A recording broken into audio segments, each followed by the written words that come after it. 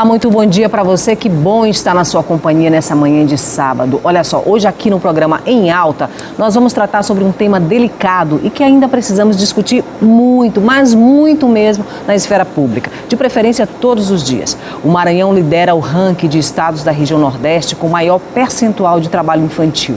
Em nível nacional, segundo pesquisa, o Maranhão ocupa a 4ª colocação dentre os estados com maiores índices de crianças em situação de vulnerabilidade exercendo trabalhos. Para tratar sobre o tema, eu recebo hoje aqui a auditora fiscal do trabalho, Leia Cristina da Costa.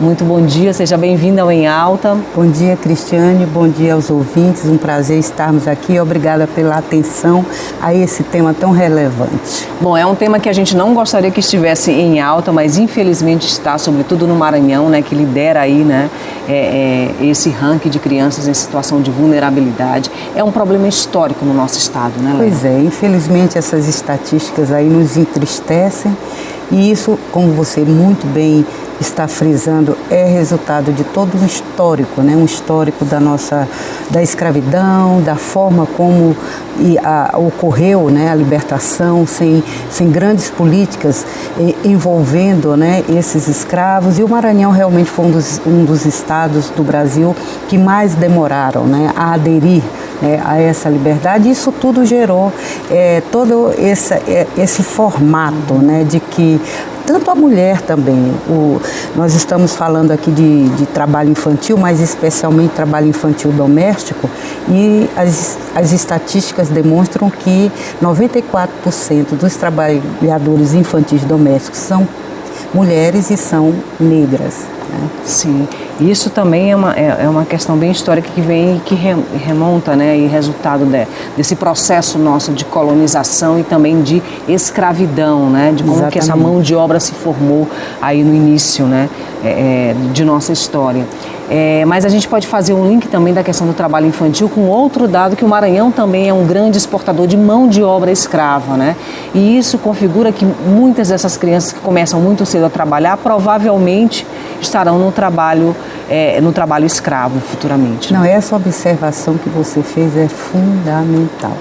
Está provado que grande parte, mais de 50% dos trabalhadores infantis com certeza se tornarão no futuro trabalhadores escravos. Inclusive existe uma pesquisa do Drauzio Varela, né, que ele fez naquele presídio Carandiru, que 80% dos presos declararam que tinham sido trabalhadores infantis no período ou da infância ou da adolescência. Então a gente vê bem isso, né? É uma rede, né, que está toda entrelaçada, né? Exatamente. É uma criança que nasce em condições de vulnerabilidade, né, sem acesso às políticas, né, e sem que a Constituição seja respeitada, ou seja, direito à moradia, né, direito à escola, direito a uma alimentação, direito ao lazer. Então essa criança se torna um trabalhador doméstico muito cedo, depois um trabalhador escravo e provavelmente também são vítimas de uma sociedade aí, né, onde não há igualdade, e a gente vê isso também o resultado nas penitenciárias também lotadas de pessoas Exatamente. Que são vulneráveis, né, que em dado momento da vida ficaram vulneráveis. Né? O trabalho infantil é uma grave violação de direitos humanos. Né? Nós viemos assim de uma escala de redução do trabalho infantil. Agora estamos todos preocupados porque após a pandemia não sabemos muito bem como é. Na verdade, a expectativa é que tenha havido um agravamento e um recrudescimento do trabalho infantil. Tá? Na PNAD de 2016 éramos 2.400.000, na PNAD de 2019, que é a última, é 1.760.000 mil crianças envolvidas com o trabalho infantil de uma maneira geral. Aí a gente tem 8% dessas crianças de 5 a 17 anos, né, são vítimas do trabalho infantil. Quando a gente fala de 1 milhão, é muita criança, né? É muita criança. Mas assim, desde 92, quando o governo brasileiro reconheceu a existência do trabalho infantil no Brasil, éramos em torno de 8 milhões. Né? Então já houve realmente uma redução muito grande, de 8 milhões, hoje a última pesquisa de 2019 já retrata 1 milhão, né, 1 milhão e 700 e poucos. Então, assim, houve uma redução, mas como você diz, é muita gente aí. Sim. É mais do que a população da nossa capital, né? E sobretudo porque a gente está falando de pessoas, né, de indivíduos que precisam ser protegidos e que a lei garante a eles essa proteção e um conjunto aí, né, de marcos legais para proteger essa criança que estão sendo feridos, né? Exatamente. São pessoas em desenvolvimento, tanto físico quanto cognitivo, espiritual, moral, né? O artigo 227 da Constituição Federal é muito claro quando ele diz o seguinte, que é dever da família, da sociedade e do Estado proteger crianças e adolescentes de forma prioritária e integral, né? É a política, no caso são os princípios da proteção integral e prioritária de crianças e adolescentes que foram conquistados desde o primeiro código, né, infantil, né, da criança, que foi de 1927, até chegarmos à Constituição Federal de 1988 e após o Estatuto da Criança e do Adolescente, que é de 1990. Nós temos também preceitos dentro da consolidação das leis do trabalho, que trata tanto do trabalho infantil quanto da aprendizagem profissional, que é hoje, para todos nós que somos estudiosos e que trabalhamos, né, na questão da inspeção do trabalho, a aprendizagem profissional é a grande alternativa para o trabalho infantil, tá? Porque não adianta também só chegar para a família e dizer seu filho não pode trabalhar e tem que, muitas vezes não tem com quem ficar, geralmente não tem, porque os pais precisam trabalhar e podem realmente ficarem soltos, né, na rua. Então, assim, a gente tem que dizer o seguinte, olha, não pode trabalhar, não é permitido, mas vamos inseri-lo num programa de aprendizagem profissional. E essa tem sido, assim, o nosso objetivo, quando eu digo nosso, da Superintendência Regional do Trabalho e de toda a rede de proteção, são vários órgãos envolvidos, Ministério Público do Trabalho, Tribunal Regional do Trabalho, os CEREST, que são centros de referência do trabalhador e fazem um trabalho belíssimo na questão da pesquisa da saúde do trabalhador, e eles já têm estudos voltados para crianças e adolescentes. E aí, como você também falou, é a questão das secretarias de educação, porque também consideramos que a escola de qualidade, atrativa e integral seria a solução de todos esses problemas. Porque a gente ainda tem um número de evasão escolar muito grande no país, né? E principalmente na faixa etária de 16 e 17 anos, que é onde tem a maior incidência, inclusive, do trabalho infantil. Então, hoje no Brasil, de acordo com a legislação, o adolescente ele pode trabalhar a partir dos 16 anos, certo? Salvo a partir dos 14 na aprendizagem profissional, ou seja, como aprendizes. Só que nessas piores formas, que no Brasil estão relacionadas 94, isso aí decorre da Convenção da OIT 182 de 2008, né? Foi, na verdade, regulamentado em 2008 pelo governo brasileiro, que relacionou aquelas formas intoleráveis de trabalho infantil, que é a agricultura, na agricultura porque no manuseio de ferramentas, máquinas, então assim, outra coisa, matadouros, cemitérios, feiras, né, feiras e mercados, o trabalho infantil doméstico. Então, nessas atividades só pode trabalhar a partir dos 18 anos, quando já é considerado um trabalhador adulto. Agora, Léa, o trabalho infantil, ele é tão estruturado na nossa sociedade que ele acaba sendo naturalizado pelas pessoas. Exatamente. Então, você vai na feira, você vê uma criança trabalhando e aquilo parece que é uma cena comum. E que já faz parte daquele ambiente. Na porta das escolas, você vê crianças trabalhando, comercializando, né? Flanelinhas, né? Crianças que são flanelinhas. Isso eu falo da cidade, né? Do núcleo urbano, né? E o trabalho infantil ele não está necessariamente só, né, na área rural, né? E aí a gente tem aqui né, a configuração do que seria pelo ECA o trabalho infantil, o uso da mão de obra de crianças e adolescentes para substituir o trabalho de adultos em atividade econômica. Por exemplo, o adolescente pode ajudar em casa nas atividades em ambiente familiar. Isso pode ser feito, aquelas né? atividades que não prejudiquem a frequência à escola, o aprendizado, porque também existe esse trabalho infantil não só em casas de terceiro, mas também nas próprias casas. Nas próprias residências, né? Isso. Mas essas atividades que tenham fim econômico já é configurado como trabalho infantil e que fere o direito dessa criança, né? Ou seja, que a tira da escola, que tira essa criança do lazer, né? E isso já configura trabalho infantil. No caso, ter ou não remuneração não é o ponto crucial. Né? A questão é que o trabalho infantil, desde que ele tenha jornadas muito prolongadas, esforços físicos que realmente cansem, né, tanto a criança quanto o adolescente, e ele naturalmente ele vai se evadir da escola, tá? Sim. Ele já vai chegar cansado, muitas vezes são 2 jornadas ou 3, entendeu? Então a questão é o prejuízo ao desenvolvimento físico, psicológico, moral, os riscos também de abusos, né? Abusos morais e sexuais, tráfego de pessoas. Então, assim, o fato de não ser remunerado não significa que não caracteriza o trabalho infantil.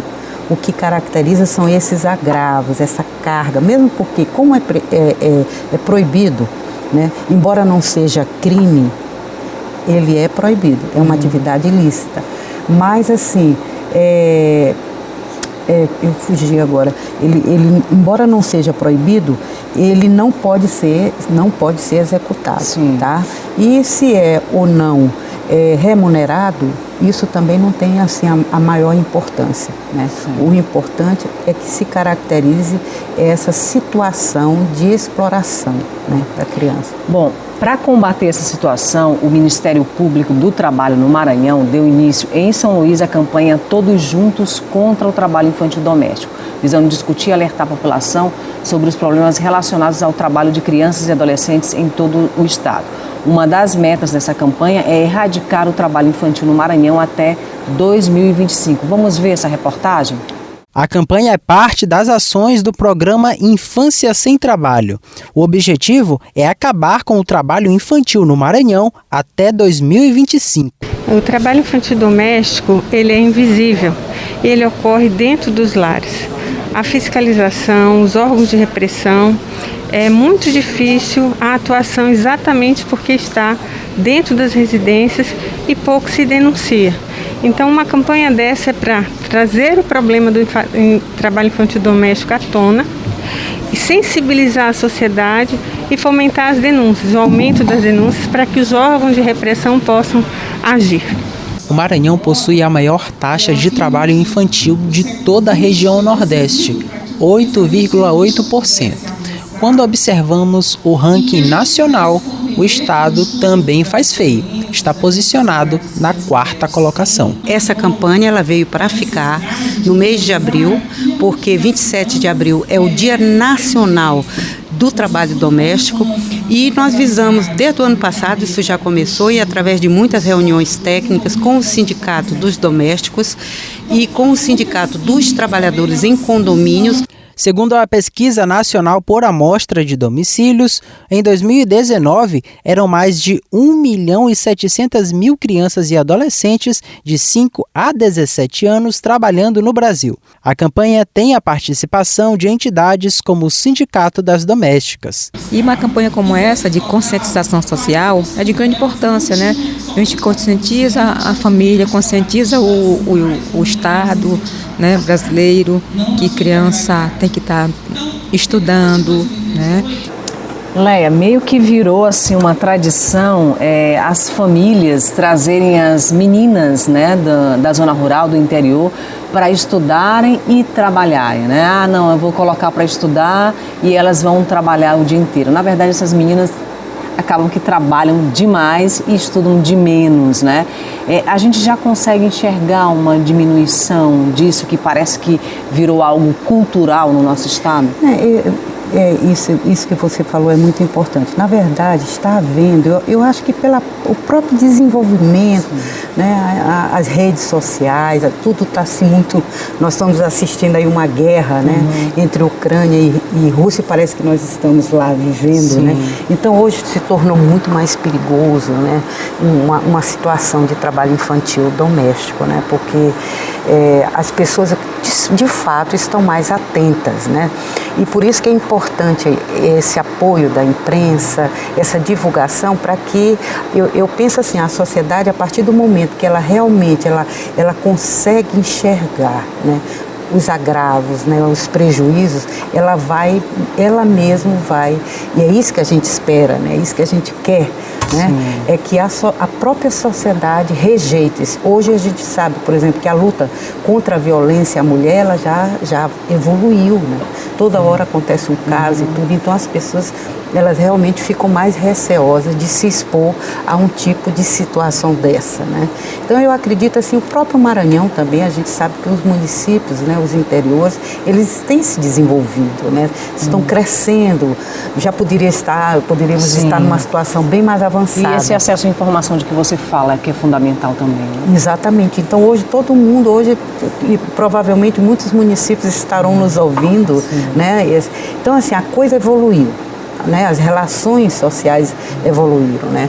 Hoje, assim, num Estado democrático de direito, essa discussão política também, né, dos direitos sociais, dos direitos humanos, se tornou assim, muito mais fácil, né? Então as pessoas estão tendo isso. Então, com certeza, inclusive nós temos assim dados aí de um estudo que foi feito pelo IBGE, o trabalho infantil doméstico no Brasil, que apontava 256 mil crianças envolvidas. E um dado que eu peguei ontem, né, com a ABRINC, que é uma associação de defesa da criança e do adolescente, e estaríamos já no Brasil com 92%, 92 mil. Então houve uma redução, como eu lhe disse aqui, já vínhamos num passo assim, bem adiantado. Tanto é que o compromisso com a ONU de todos os países é erradicar todo o trabalho infantil até 2020. Né? Então, claro que isso não... Assim, a gente tem a esperança, quem sabe, né? Tudo hoje é muito imponderável no mundo, né? Mas, assim, está muito em cima, mas eu acredito que nós vamos avançar muito. Tá. Bom, a gente está num ano crucial, que é um ano de eleição, né, de se repensar muita coisa, né, e acaba que essas pautas, né, essas discussões, elas acabam aparecendo mais, né, então a gente tem aí os candidatos, cada um pegando as suas pautas e colocando nos seus programas, né, e a sociedade de alguma maneira cobrando também, né, as rodadas de diálogo, né, e a Constituição de 88, ela é muito incisiva nisso, eu acho que ela traz uma contribuição muito grande quando ela diz, não, a gente tem que discutir com a sociedade, né? Então a gente tem que, a sociedade precisa falar mais, a existência das audiências públicas, né, para você discutir determinadas temáticas e tomar determinadas decisões. A gente sabe que ainda há muitos atalhos, né, em determinadas decisões que a sociedade precisava ser ouvida, né? Mas ainda não é. Mas como a senhora falou, a gente evoluiu muito nesse sentido. Mas eu penso que a gente fazendo esse exercício de uma sociedade onde uma sociedade que se diz democrática, mas que as instituições ainda parecem frágeis, e a gente tem sentido, né, muitas de nossas instituições frágeis nos últimos anos, né, sendo fragilizadas aí por determinados processos, né, acaba que a sociedade paga uma conta maior, né?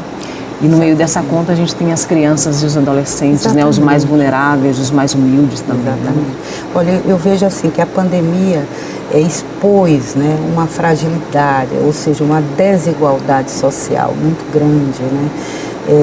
Pessoas que sofreram, né? Todos nós sofremos e tudo, mas outros sofreram bem mais, né? Na verdade ficaram expostos, né?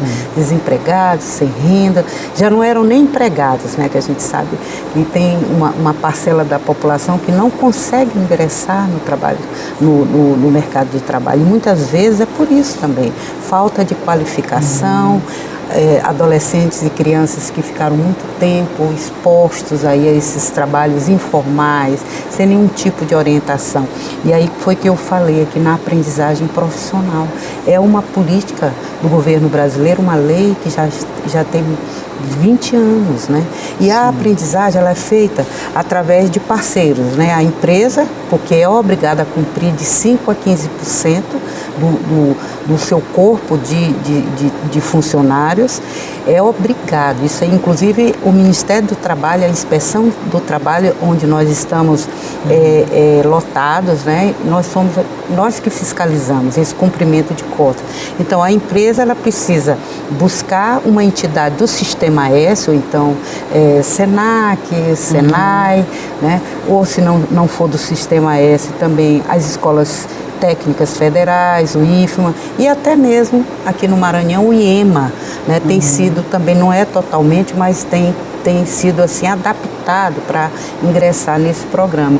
E através dessa entidade formadora, esse adolescente, que tem que ser a partir dos 14 anos, e pode ir até os 24, só que a faixa etária que nós trabalhamos é até os 17 anos, os 18 anos incompletos, certo? Sim. É justamente o adolescente que fica exposto a essas piores formas que eu citei aqui.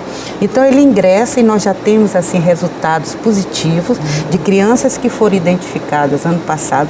Nós conseguimos, através da Superintendência Regional do Trabalho, identificar mais de 100 crianças em feiras e mercados.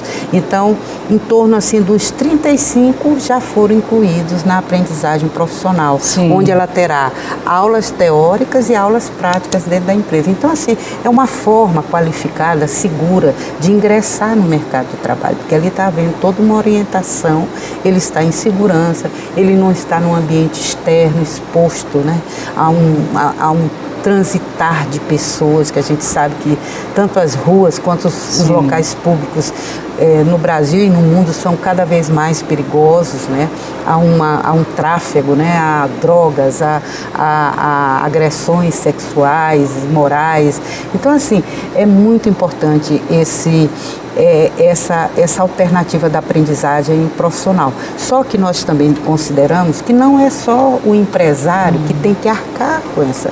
O poder público também, e é a primeira ação prevista no plano, nós já estamos no terceiro plano nacional de combate ao trabalho infantil, é inserir a aprendizagem profissional nos órgãos públicos.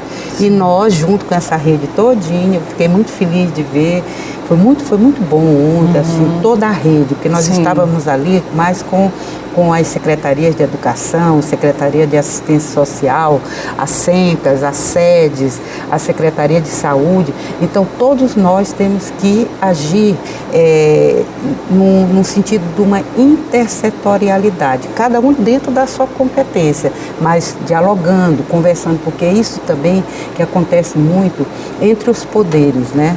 Um faz uma coisa a nível federal, o outro está aqui no nível estadual, mas ninguém dialoga e às vezes ocorre até um retrabalho. Você está fazendo a mesma coisa quando você pode fazer junto, ou um só faça, para não perder energia, esforços, entendeu?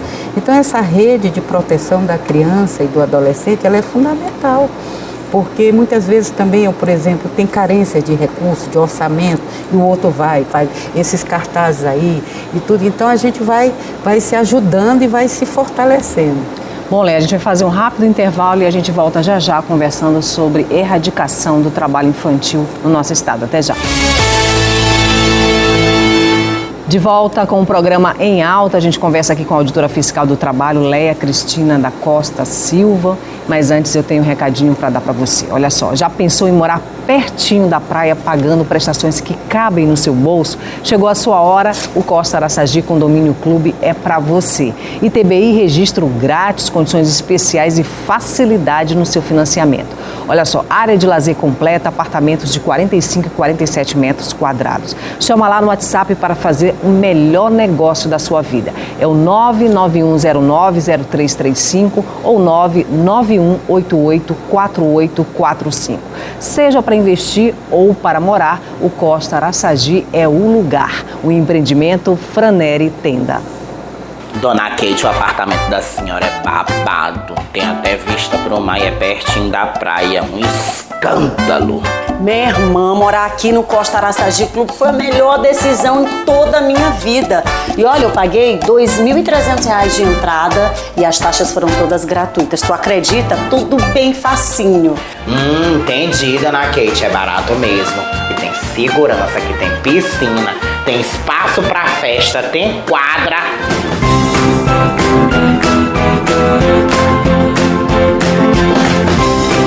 Seja para investir ou morar, o Costa Araçagi Clube é o lugar. Ô vizinha! Dona Kate, agora nós somos vizinhos. Linda! Eu apliquei os meus investimentos no Costa Araçagi Condomínio Clube e realizei meu sonho. Costa Araçagi É pra você. o empreendimento Franeri Tenda. Desse toda essa disponibilidade. Voltamos aqui com o programa Em Alta. Nós conversamos sobre a questão do trabalho infantil e a gente falava aí da importância, né, desse trabalho em rede, né? E esse evento mostra muito isso, né? Ações articuladas, organismos, né, trabalhando ali juntos para que a gente poder erradicar o trabalho infantil, que a gente já sentiu, né, como você colocou muito bem, Léa, né, uma diminuição, né, desses números, né? Mas há um trabalho infantil velado, né, na zona, vamos falar de zona urbana, né, nos condomínios, por exemplo, né, naqueles condomínios fechados, onde é mais difícil, né, as autoridades, esses órgãos chegarem com informação. Perfeito. Mas está havendo, né, um trabalho direcionado para esses condomínios também, né? O grande problema do trabalho infantil é essa naturalização, né? Se você olhar, mas é bom trabalhar, o trabalho é pedagógico, o trabalho enobrece, mas só para as crianças e adolescentes negros e pobres. Sim. Né? Porque os filhos de classe média, eles preenchem seu tempo da maneira que está prevista em lei, né? Sim. Eles têm direito à saúde, eles têm direito ao esporte, eles têm direito ao lazer, à convivência familiar, social. Então tem direito, é isso que a gente quer, né? Para a juventude, para as crianças, né? Mas esses aqui, né, esses vulneráveis dessas camadas, né, que não superaram esse ciclo de pobreza que o nosso país viveu e vive, o nosso estado também. A gente sabe que o nosso estado é um dos estados assim que, apesar de ter um potencial muito grande, ainda é um dos estados com os índices mais baixos, né, de desenvolvimento humano.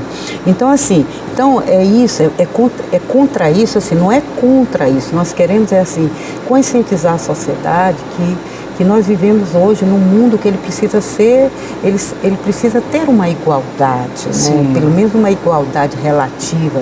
A gente considera realmente que nunca vamos chegar a essa plena igualdade, essa plena felicidade, né? O pleno emprego, né? Mas assim, as pessoas precisam ter condições de vida dignas, né? Então, o trabalho infantil, ele vem exatamente contra isso, né? Porque ele atinge exatamente crianças e adolescentes que são faixas etárias de perspectivas de futuro, né?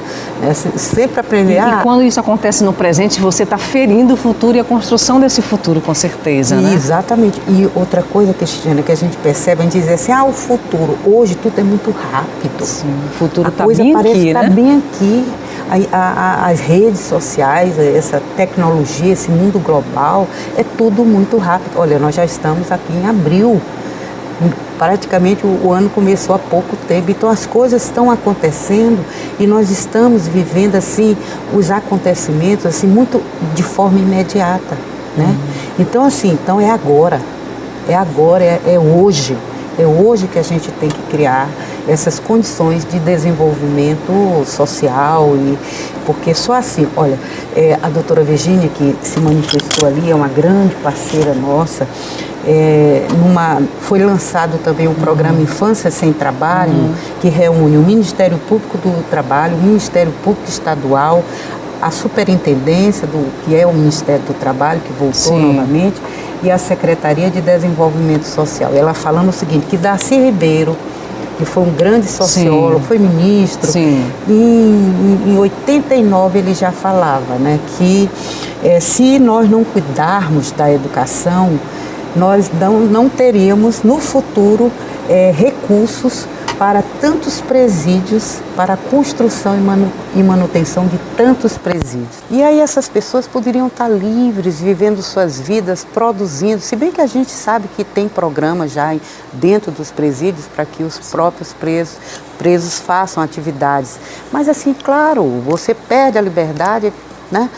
Mas assim, é uma questão muito, muito delicada, é muito grave isso. Então a gente pode trabalhar isso hoje, exatamente cuidando, e eu acredito que, quero te dizer isso, que a reflexão que nós temos feito dentro da rede de proteção, que a saída são escolas de tempo integral.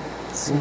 Porque muitas vezes as mães falam, né, dizem que a justificativa para levar os filhos, principalmente nas feiras e mercados, é porque não tem com quem deixar. Eu vejo assim, no governo estadual agora, eles avançaram, né, já são 80 escolas de tempo integral.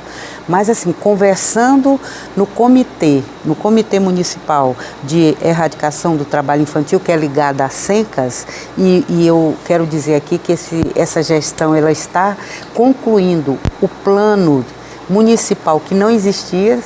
A nossa capital com mais de 400 anos, né, de fundação, nós não temos hoje um plano municipal de erradicação do trabalho infantil. Está sendo concluído e provavelmente agora em abril.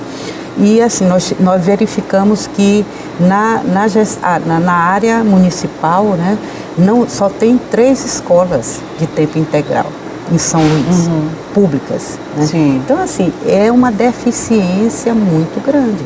A gente sabe também que creches são o número de creches que existe, eu acredito, em São Luís mesmo. É muito pequeno. Públicas, né? Que possa atender e nos interiores muito mais. Então, assim, para nós que somos mulheres, que realmente assumimos o nosso papel dentro do nosso lar, em contribuir, né, com a força de trabalho para que a renda familiar ela fique mais robusta, né? Então nós precisamos ter condições de onde deixar nossos filhos. E até porque a gente precisa exercer o nosso direito de de exercer a nossa profissão, de ter o nosso trabalho, né? Claro. De ser um ser ativo economicamente. Exatamente. Né? Porque o trabalho digno, né? Aquele trabalho que você vai naquele sentido, não vai para ser subjugado, não vai ser para ser explorado, ele realmente, a gente cresce como pessoa, né? Nós só aprendemos, né? Somos aprendizes todos. E mais assim, para a criança e o adolescente, não é esse tipo de trabalho, não é um trabalho qualificado, não é um trabalho onde esse adolescente ou essa criança tem uma orientação, é um trabalho de degradação, tá? E é por isso que porque assim, e a criança e o adolescente, ele vai trabalhar como adulto, ele não vai trabalhar de acordo com a sua faixa etária. E vai ser exigido dele as mesmas tarefas e no grau, né, de intensidade que se exige de um adulto. E isso é que é o problema. E aí você tem aí a relação dos agravos, né, à saúde, né, que nós passamos aqui, olha só, riscos ocupacionais, esforços físicos intensos, isolamento, isso aqui mais voltado para a questão do trabalho. Creio que ansiedade, depressão, tudo isso. Né? A questão da vigília, sono, né, ansiedade, tonturas, fobias, e aí os riscos, porque você sabe que na cozinha se mexe com faca, se mexe com fogão, com fogo, se mexe com produtos, né, de limpeza, são produtos abrasivos. Isso traz riscos de intoxicação, né? Então, assim, essa criança e esse adolescente, eles ficam isolados, né, num local que você falou exatamente o problema. A fiscalização não tem condições de chegar lá, só em casos assim, especiais, que haja uma autorização judicial. Quem tem assim, uma participação muito importante são os conselhos tutelares, entendeu? E a gente está assim, muito junto com eles. E tem que ser feito um trabalho aí com os síndicos, né? Com as comunidades que estão ali dentro desses condomínios. Pois é, e a né? campanha é exatamente isso. Nós estávamos ali com a Isabel, que falou. A Isabel ela é um ícone de toda essa luta. Ela veio de Guimarães, a que falou, ela veio com 8 anos. E encontrou por acaso o irmão dela, quando ela já tinha uns 14, quando já era adolescente. Foi uma sorte. Então ela ficou praticamente uns 7 anos totalmente isolada, né? Tendo que trabalhar mesmo, sendo exigida, acho que até agressões ela recebeu, isolada da família, não tinha notícia da mãe, do pai, da família, entendeu? Então esse isolamento, ele é terrível. Imagine nós adultos. As sequelas disso, né? Não queremos viver isolado. Imagina um adolescente viver totalmente isolado dentro de uma família. Bom, Leia, a gente sempre traz para a nossa reflexão aqui no Em Alta alguns pensamentos, né, de pessoas que contribuem com o debate que a gente está fazendo. Eu vou chamar aqui essa frase, que é do William Ralph Ring. A época exata para se influenciar o caráter de uma criança é 100 anos antes dela ter nascido. Que maravilha. Ou seja, quando a gente está aqui discutindo isso aqui no programa Em Alta, né, e que vocês estão lá reunidos discutindo essas políticas, a gente está pensando na criança que vai existir daqui a 100 anos, né? E nessa sociedade que vai existir daqui a 100 anos, né? Exatamente. Essa prevenção, é por isso que a gente atua muito na questão da prevenção, da conscientização. Olha, a Inspeção do Trabalho, ela foi criada em 1791, foi um decreto. Imagina, 100 anos se passaram e eu ainda estou aqui hoje tratando dessa questão. Sim. Então, assim, eu penso que o Estado tem uma responsabilidade muito grande, tá? Em toda essa situação, porque eu acho que nós já poderíamos ter avançado muito, né? E aí vai de cada um de nós, de cada profissional, né? Na sua luta, na sua consciência, né? Então, assim, maravilha isso aí. Nós temos que trabalhar com 100 anos, né?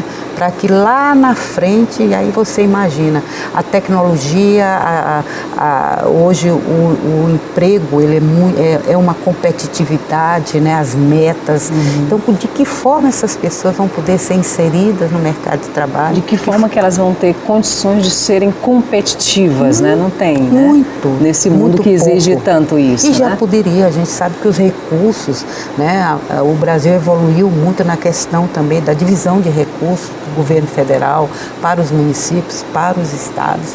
Eu penso que a educação já poderia ter evoluído muito. Vamos falar um pouquinho mais sobre essa questão no próximo intervalo. Então a gente vai rapidinho para o intervalo e a gente volta conversando aqui com a auditora do trabalho, a Leia, né, Cristina, e sobre esse assunto que é extremamente palpitante, que deve estar todos os dias à nossa mesa, que é a questão da erradicação do trabalho infantil. Até já. De volta com o programa Em Alta, a gente conversa com a auditora fiscal do trabalho, Leia Cristina da Silva Costa, sobre, né, as ações aí de erradicação do trabalho infantil. Mas olha só, tem um recado para você, um recado super importante, o encontro que a gente vai ter com você nesse período agora da Semana Santa. No mês de abril, celebramos a Semana Santa, um momento especial para reflexão e contemplação da fé cristã.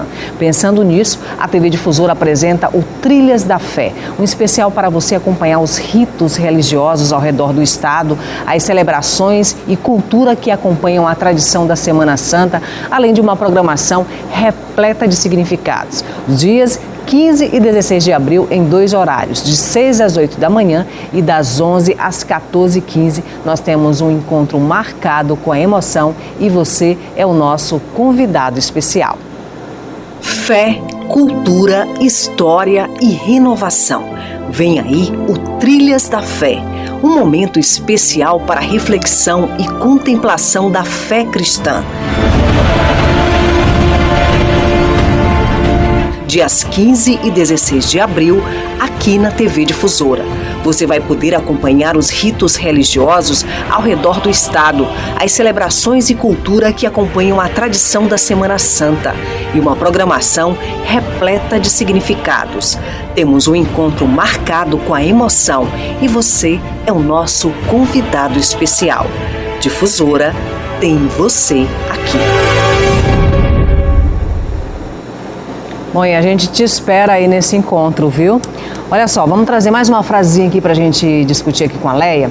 Não existe revelação mais nítida da alma de uma sociedade do que a forma como esta trata suas crianças.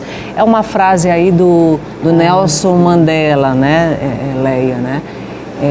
Revelação mais nítida da alma de uma sociedade do que a forma como ela trata as suas crianças. E a gente tem visto o Brasil tratar muito mal as suas crianças, né? E assim, essa indiferença também da classe média com a situação das crianças mais vulneráveis. Porque assim, eu tenho 3 filhos, esses meus filhos são tudo na minha vida, né? Eu quero tudo para eles. Eu procuro cuidar da melhor forma possível e passar para eles, né, tudo, né, de aprendizagem, de condições de um futuro tranquilo, né?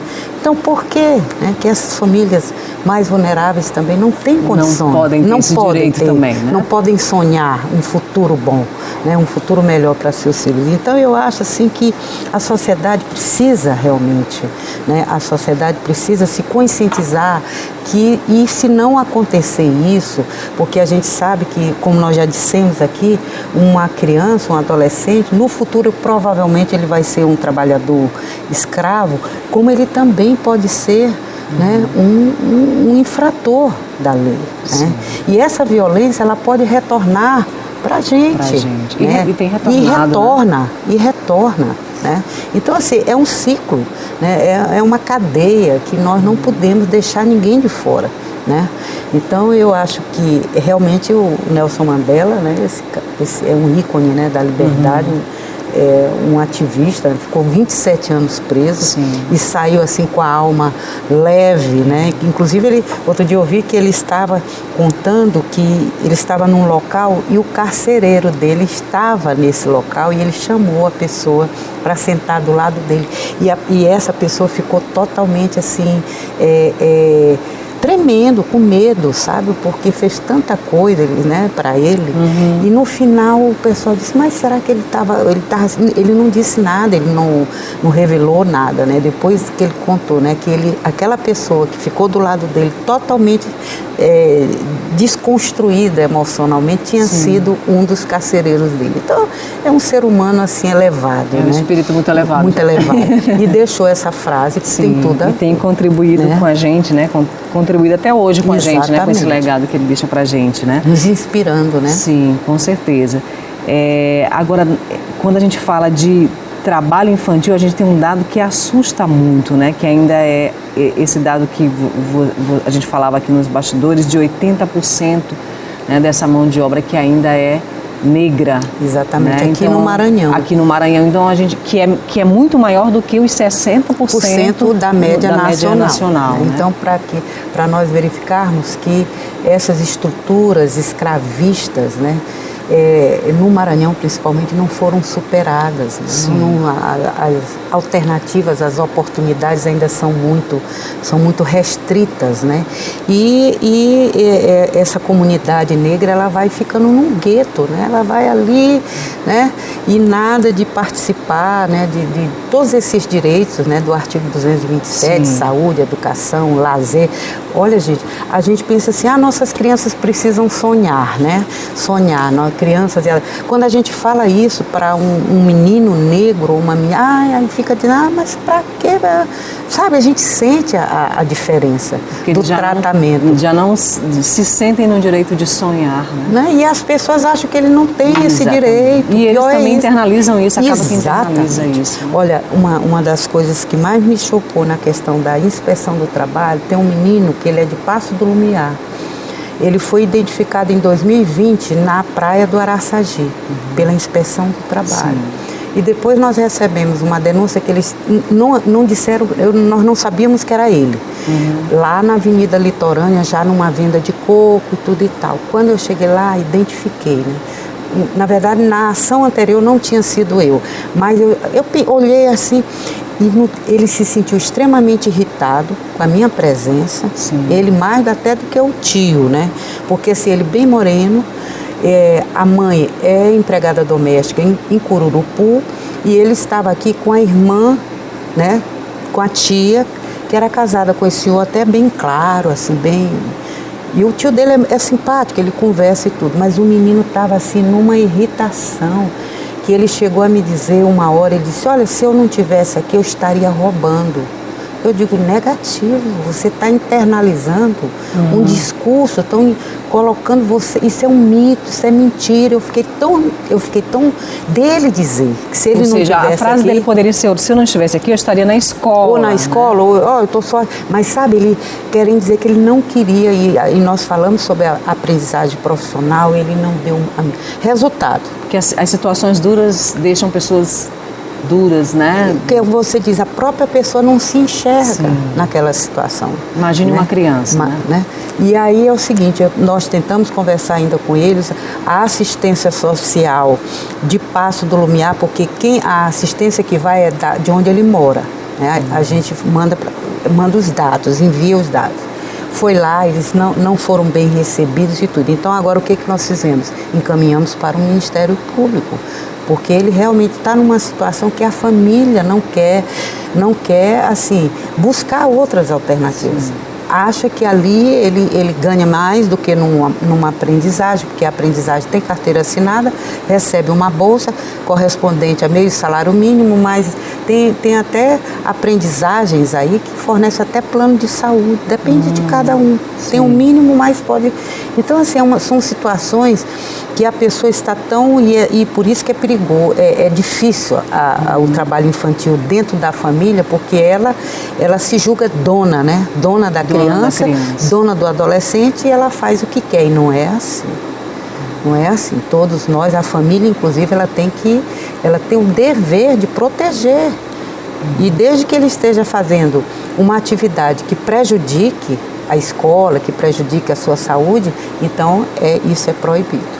Bom, vamos chamar uma outra frase aqui, pedir para a produção colocar aqui para a gente, né? Para a gente dar uma lida. É do Ayrton Senna, né?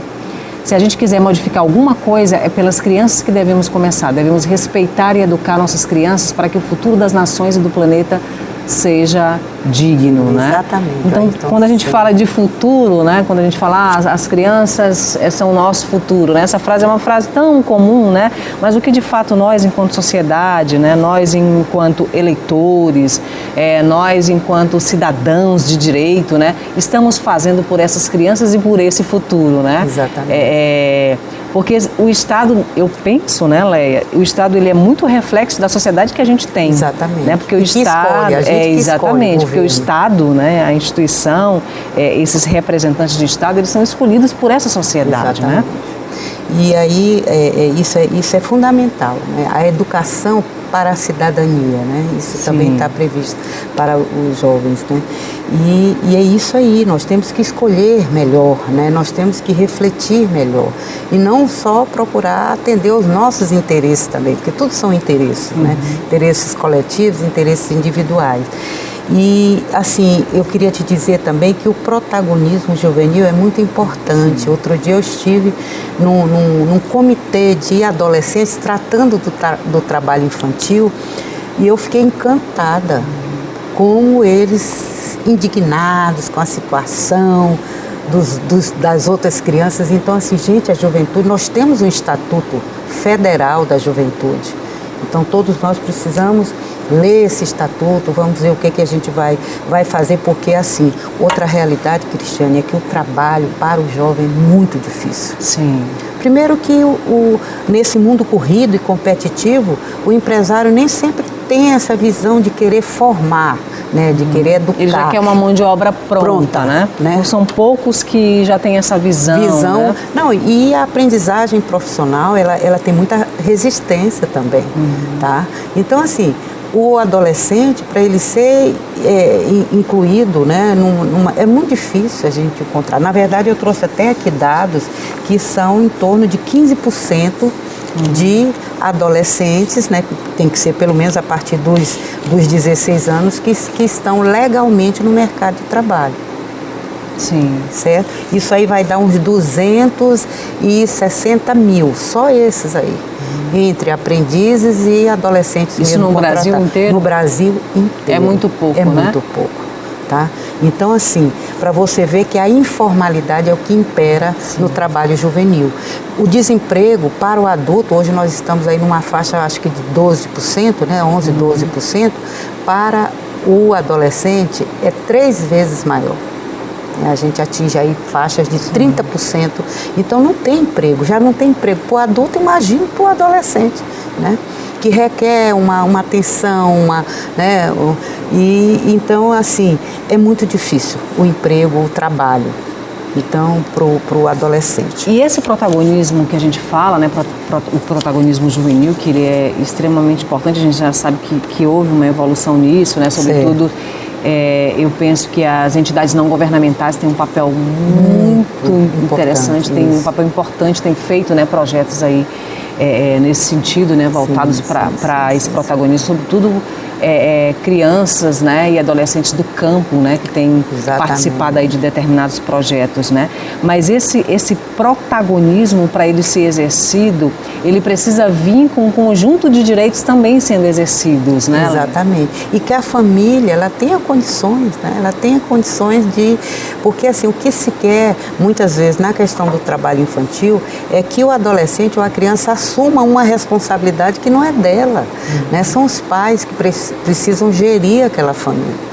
E a gente sabe de muitos relatos. Tem pessoas assim, ontem, lá mesmo na reunião, o presidente do sindicato dos empregados em condomínio, o seu Frazão, ele disse o seguinte, que ele foi trabalhador. A partir dos 13 anos ele vendia banana e tudo e tal. E hoje, claro, é um vencedor.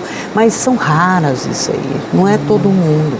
Entendeu? É uma sorte. Sim. E a gente não pode ir até ele mesmo, ele deve saber as consequências que isso trouxeram para ele, né? E hoje ele até chorou lá, porque a filha dele hoje é uma pesquisadora da UFMA, então estudou muito e ele fez de tudo para essa filha dele não reproduzir, porque esse ciclo de pobreza é que realmente é muito grave, né? Porque, assim, geralmente pais com baixa escolaridade são aqueles que mais inserem os filhos no mercado de trabalho, no trabalho informal, com baixa escolaridade. Porque tem muita gente pobre aí também que não bota os filhos, dá um jeito, vai, procura e tal, entendeu? E outro dia nós estávamos na feira, eu estava lá em Pinheiro, né, com a doutora Virgínia, e ela notou que muita gente dizia isso mesmo, tem que tirar esses meninos daqui. Porque também tem que haver isso, essa visão, tá? E não essa reprodução dos mitos, né, que a nossa sociedade foi adotando. Então, eu acho assim, Cristiane, seria importante nós dizermos aí para os nossos queridos ouvintes, que a gente agradece essa atenção, que, assim, nessa faixa etária de 5 a 17 anos, são em torno de 1.700.000 pessoas no Maranhão, tá? Dessas 1.700.000 pessoas, 85.746 estariam envolvidos no trabalho infantil. 85 mil. É um número muito alto, gente, né? É muita gente. É muito alto. E seria 5,1%.